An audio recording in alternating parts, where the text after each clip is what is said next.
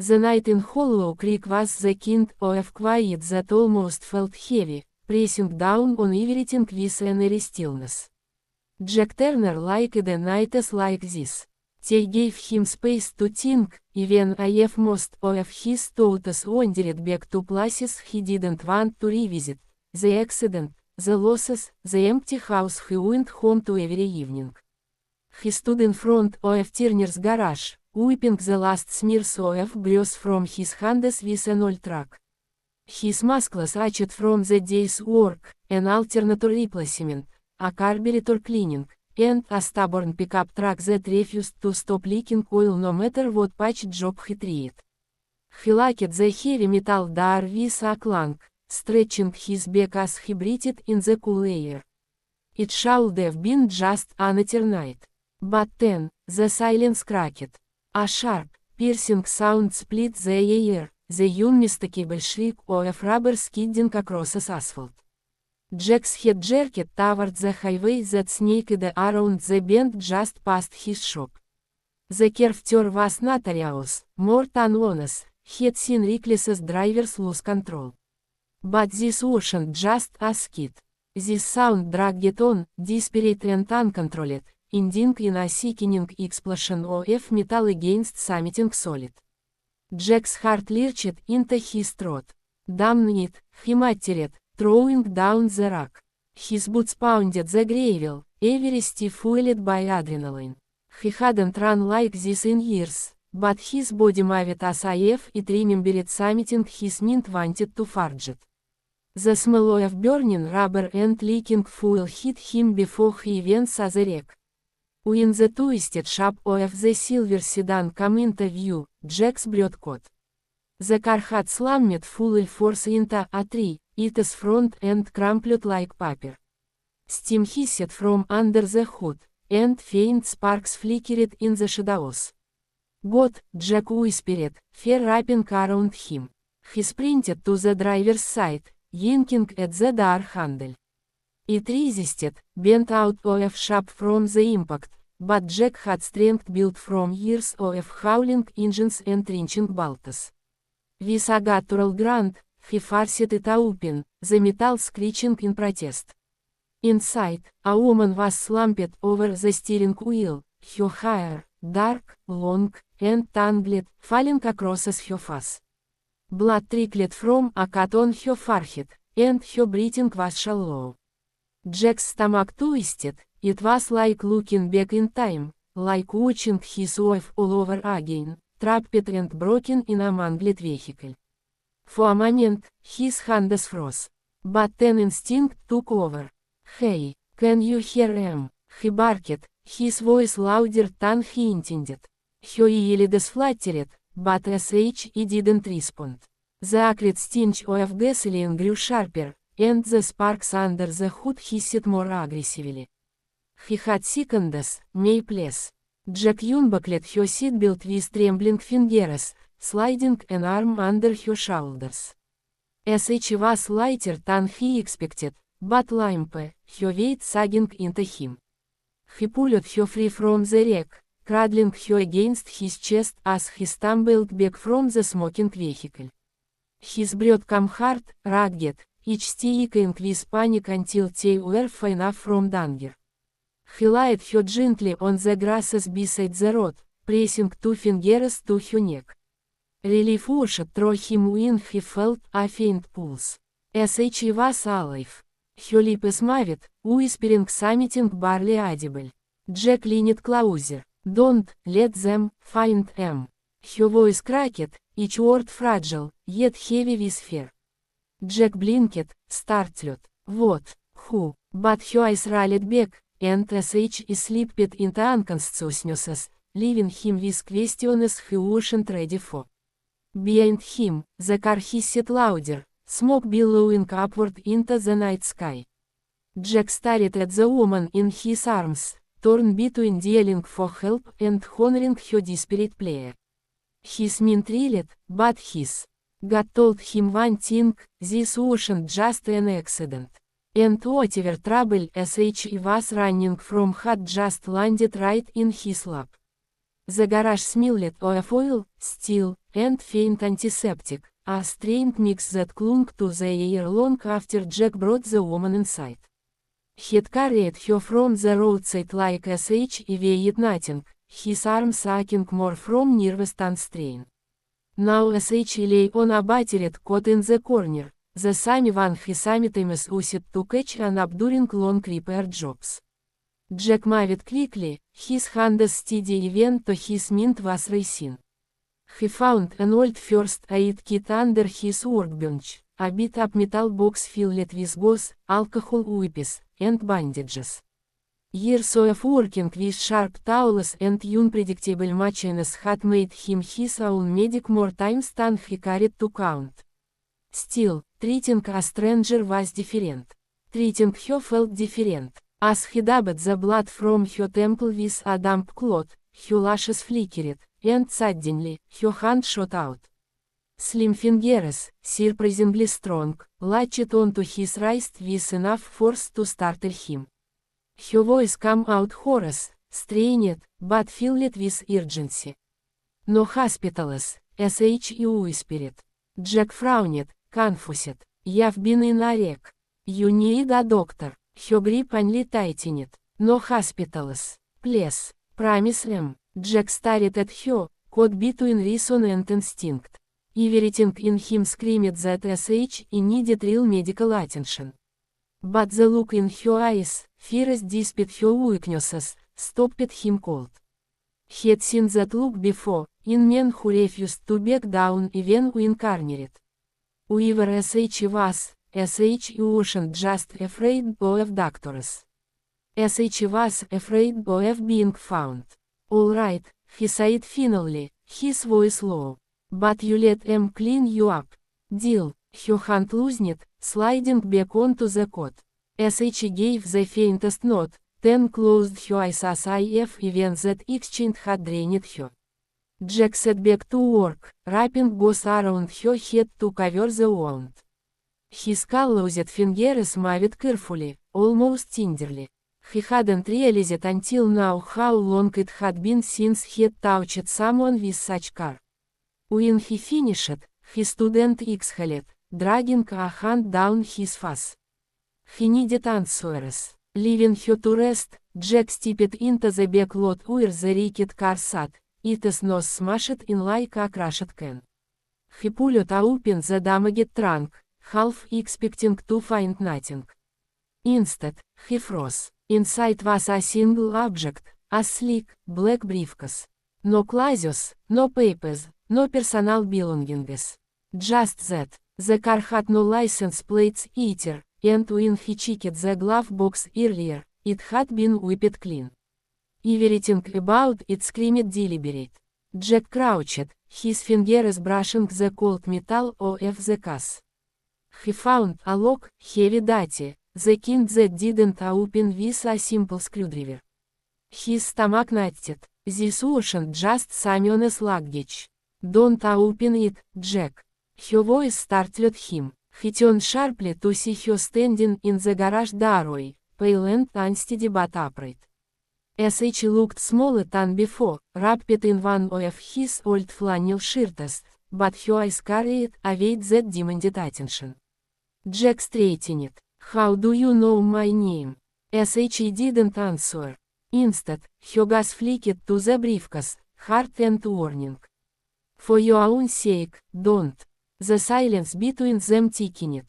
Jack felt a chill run down his spine, the kind he only got when his instincts told him danger was close. He wanted to press her, demand the truth, but something in her expression made him pause. Sh wasn't just scared. Sh was protecting him. Jack's jaw tightened. He had stumbled into something much bigger than a crash on the highway. And whether he liked it or not, he was now tangled in it with her. The following evening, Hollow Creek settled under a blanket of darknesses. The crickets chirped from the tall grasses, and the faint glow of Jack's garage spilled onto the gravel drive. Inside, the mechanic kept his hands busy, to his mind was far from the transmission parts spread across his workbench.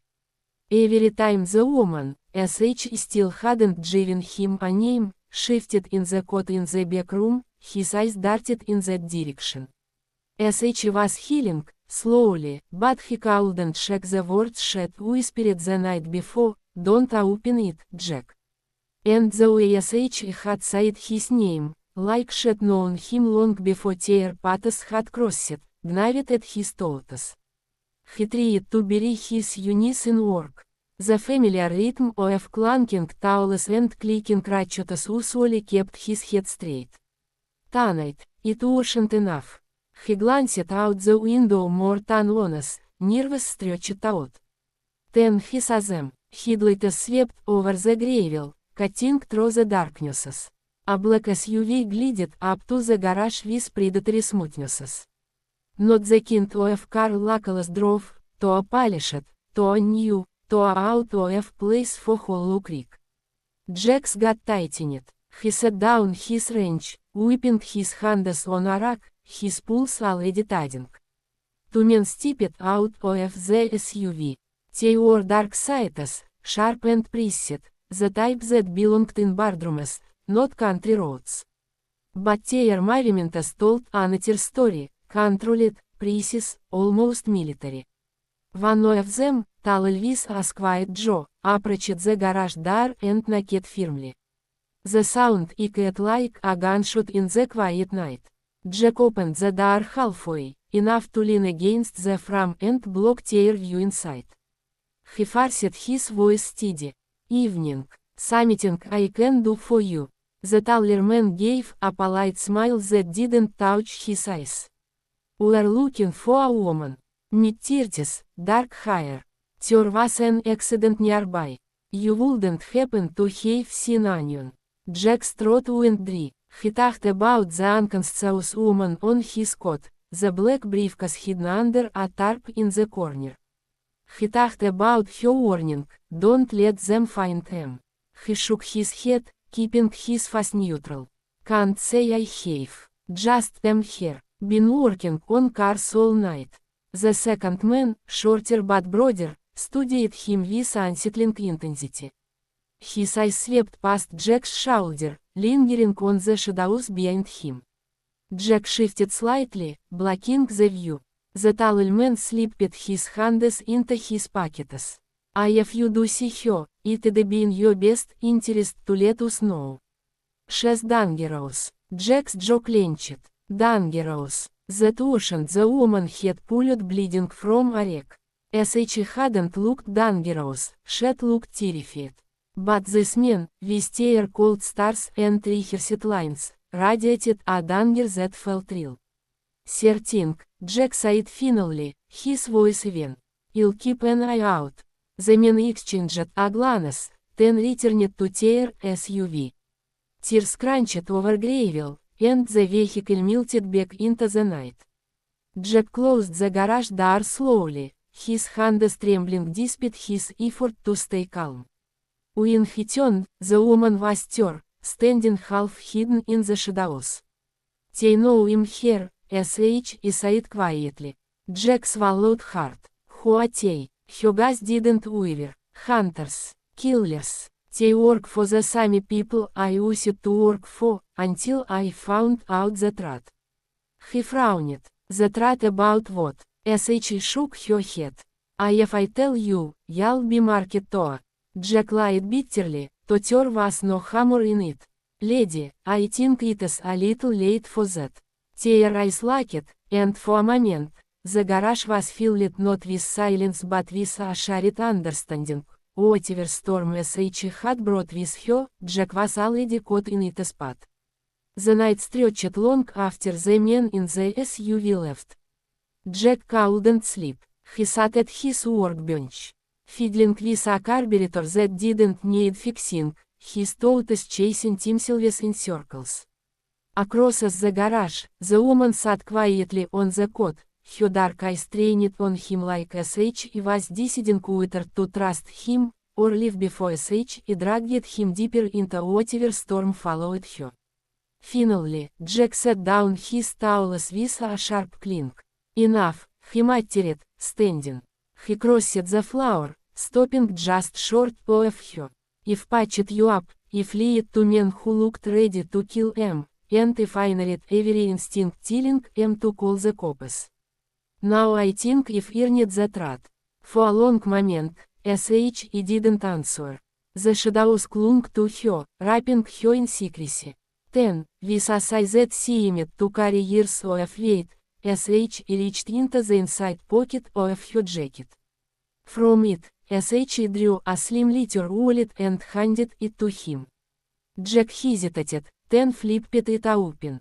His stomach dropped. Inside was a federal ID card, marked with a seal he recognized instantly. Even out here in Hollow Creek, everyone knew the symbol. The letters were crisp: Elena Carter, Special Agent, Undercover Division.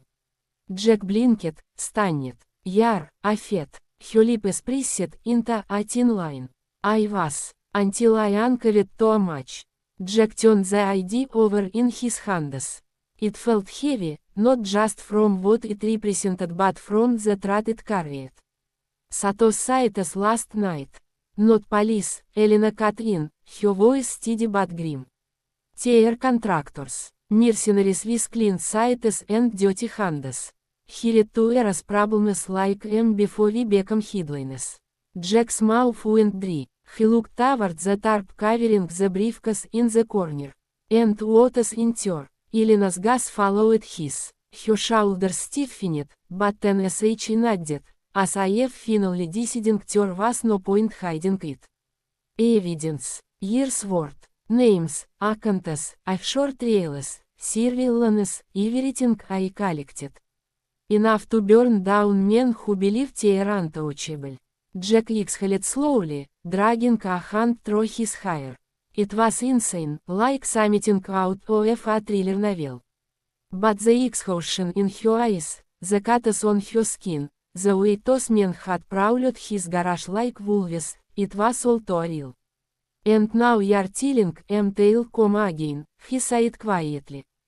They won't stop, Elena admitted. Not until I'm dead, and that case is gone. Which means, her eyes softened slightly. You should walk away, Jack. Forget you were pulled out of that car. Jack lied bitterly, shaking his head. That's not how I'm built.